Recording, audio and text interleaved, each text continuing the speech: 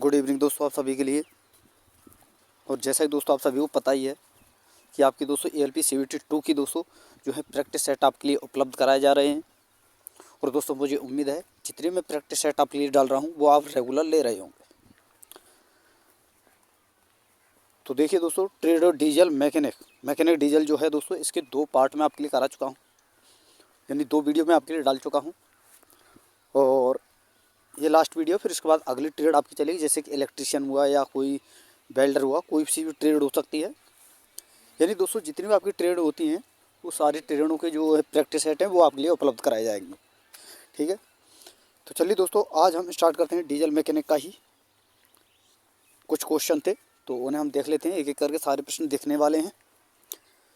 तो चलिए दोस्तों वीडियो को शुरू करते हैं बिना किसी देरी के। और अभी तक दोस्तों आपने हमारे चैनल को सब्सक्राइब नहीं किया है तो प्लीज़ आपसे रिक्वेस्ट है दोस्तों, चैनल को सब्सक्राइब करके साथ में ऑल वाला बेल आइकन जरूर दबा लें दोस्तों, ताकि मेरी आने वाली हर वीडियो का नोटिफिकेशन सबसे पहले दोस्तों आपके पास पहुंच सके।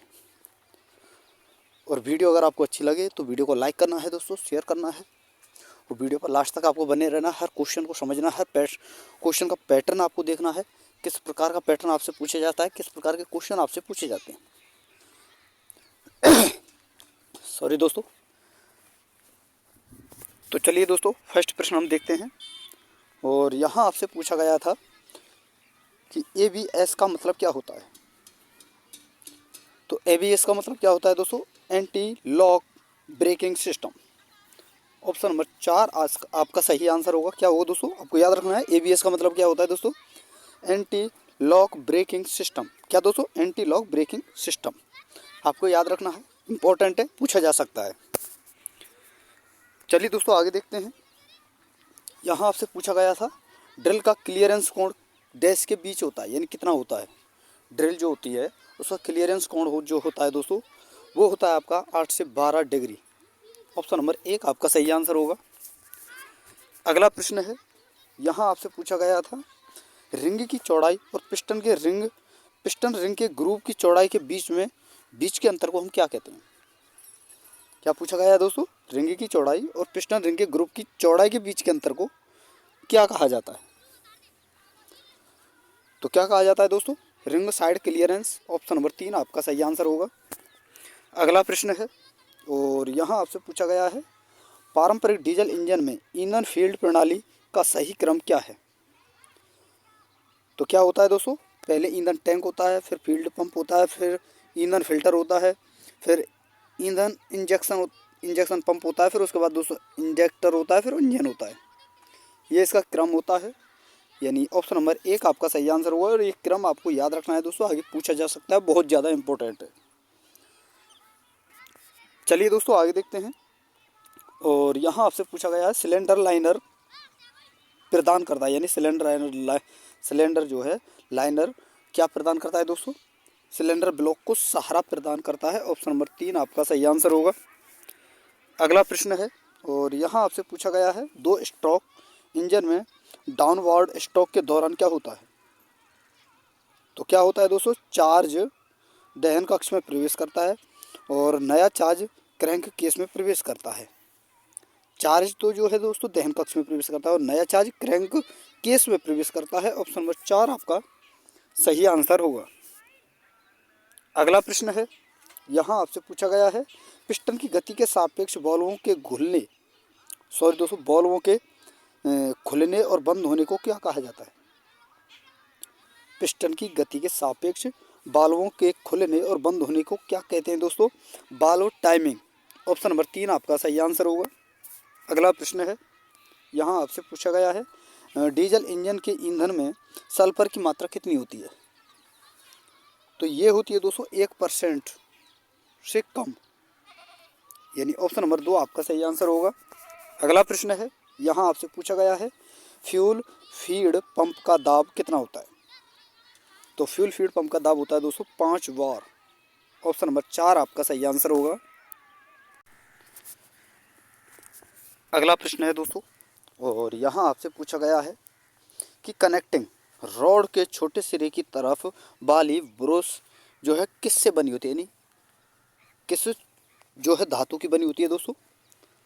तो ये बनी होती है दोस्तों कांसा यानी दोस्तों जिसे हम ब्रोंज कहते हैं। तो आपको याद रखना है कनेक्टिव रोड के छोटे सिरे वाली जो ब्रुश होती है वो दोस्तों किसकी बनी होती है, कांसे की, जिसे हम ब्रोंज कहते हैं। तो ऑप्शन नंबर 2 आपका सही आंसर होगा। अगला प्रश्न है, यहाँ आपसे पूछा गया है पिस्टन रिंग डैश के बने होते हैं। जो पिस्टन रिंग होते हैं वो किसके बने होते हैं दोस्तों, ढलवाल लोहे के, यानी जिसे हम दोस्तों कास्ट आयरन कहते हैं। ऑप्शन नंबर 4 आपका सही आंसर होगा। अगला प्रश्न है, यहाँ आपसे पूछा गया है 4 स्ट्रोक साइकिल इंजन में संपीड़न स्ट्रोक के दौरान क्या होता है। तो क्या होता है दोस्तों, दोनों वाल्व बंद होते हैं। संपीड़न स्ट्रोक के दौरान क्या होते हैं, दोनों वाल्व जो होते हैं बंद होते हैं। ऑप्शन नंबर 2 आपका सही आंसर होगा। अगला प्रश्न है, यहाँ आपसे पूछा गया है पिस्टन रिंग एंड गैप को डैश द्वारा मापा जाता है। पिस्टन रिंग और जो गैप होता है उसके, तो उसे किसके द्वारा मापा जाता है, ये आपसे पूछा गया है। तो किसके द्वारा दोस्तों, फीलर गेज के द्वारा। ऑप्शन नंबर 3 आपका सही आंसर होगा। अगला प्रश्न है, पूछा गया है इंजन के संपीड़न दाब को डैश के द्वारा मापा जा सकता है। तो इंजन के संपीड़न, इंजन का जो दाब होता है संपीड़न दाब, तो उसे मापा जाता है दोस्तों कंप्रेशन प्रेशर गेज के द्वारा। ऑप्शन नंबर 4 आपका सही आंसर होगा। अगला प्रश्न है, और यहाँ आपसे पूछा गया है कि कैटेलिटिक कन्वर्टर का कार्य क्या होता है। कैटेलिटिक कन्वर्टर जो होता है दोस्तों उसका कार्य क्या होता है, तो इसका कार्य होता है दोस्तों हानिकारक गैसों को उपयोगी गैसों में परिवर्तित करना। इन कैटेलिटिक कन्वर्टर जो है दोस्तों हानिकारक गैसें जो होती हैं उनको दोस्तों उपयोगी गैसों में परिवर्तित करता है। ऑप्शन नंबर 1 आपका सही आंसर होगा। अगला प्रश्न है, पूछा गया है एंटीफ्रीज विलयन के लिए डीजल इंजन में सामान्यतः किसका उपयोग किया जाता है। किसके लिए दोस्तों, एंटीफ्रीज विलयन के लिए डीजल इंजन में सामान्यतः किसका प्रयोग किया जाता है। तो ये किया जाता है दोस्तों ग्लाइकोल और ग्लिसरीन का। तो ऑप्शन नंबर 2 आपका क्या है दोस्तों, ऑप्शन नंबर 2 आपका सही आंसर होगा। अगला प्रश्न है, और यहाँ आपसे पूछा गया है, ये रहा दोस्तों 6 सिलेंडर इंजन का फायरिंग ऑर्डर यानी दहन क्रम क्या होता है। तो दहन क्रम क्या होता है दोस्तों 6 सिलेंडर वाले का, 1 5 3 6 2 4। पहले दोस्तों सम संख्याएं आती हैं फिर विषम संख्याएं, ठीक है। तो ये होगा आपका दोस्तों ऑप्शन नंबर 3 आपका सही आंसर होगा, 1 5 3 6 2 4। अगला प्रश्न है, यहाँ आपसे पूछा गया है डीजल इंजन में डैश, सॉरी दोस्तों, डीजल इंजन में गवर्नर का कार्य डैश को नियंत्रित करता है। जो गवर्नर जो होता है दोस्तों डीजल इंजन में वो क्या नियंत्रित करता है दोस्तों, ईंधन को नियंत्रित करता है। ऑप्शन नंबर 4 आपका सही आंसर होगा। अगला प्रश्न है दोस्तों, यहाँ आपसे पूछा गया है इंजन के शीतलक यानी दोस्तों कूलेंट या पानी का तापमान प्रदर्शित करने के लिए वाहन में ताप प्रमापी यानी दोस्तों से टेम्परेचर गेज कहा जाता है, ये कहाँ लगाया जाता है। तो ये कहाँ लगाया जाता है दोस्तों, डैशबोर्ड पर। ऑप्शन नंबर 3 आपका सही आंसर होगा। अगला प्रश्न है दोस्तों, और यहाँ आपसे पूछा गया था, ये रहा कि अनियमित आकार के अपघर्षण कणों की मदद से वर्कपीस के छोटे चिपों के रूप में धातु को हटाने की प्रक्रिया कौन सी है। तो कौन सी है दोस्तों, ग्राइंडिंग। तो ऑप्शन नंबर 4 आपका सही आंसर होगा।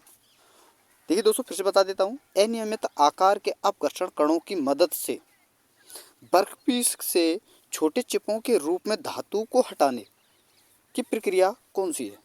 तो कौन सी है आपको याद रखना है दोस्तों, ग्राइंडिंग।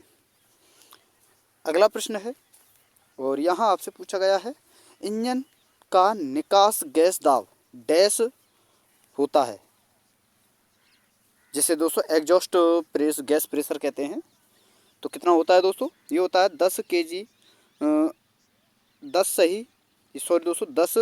kg से 22 सेंटीमीटर स्क्वायर। तो ऑप्शन नंबर 4 आपका सही आंसर होगा। अगला प्रश्न है, यहाँ आपसे पूछा गया है, ये रहा दोस्तों डीजल इंजन में इंजेक्टर दाब कितना होता है। तो कितना होता है दोस्तों, 100 से 120 बार के बराबर। तो ऑप्शन नंबर 2 आपका सही आंसर होगा। अगला प्रश्न है, यहाँ आपसे पूछा गया है ऑक्सीजन सेंसर को डैश सेंसर भी कहा जाता है। तो ऑक्सीजन जो सेंसर होता है उसे क्या कहते हैं दोस्तों? लैम्बडा सेंसर भी कहते हैं। तो ऑप्शन नंबर 3 आपका सही आंसर होगा। अगला प्रश्न है और यहाँ आपसे पूछा गया है, ये रहा दोस्तों, स्टार्टर को विद्युत आपूर्ति प्रदान करने के लिए मोटी केबल की आवश्यकता होती है, क्योंकि इसका कार्य क्या होता है?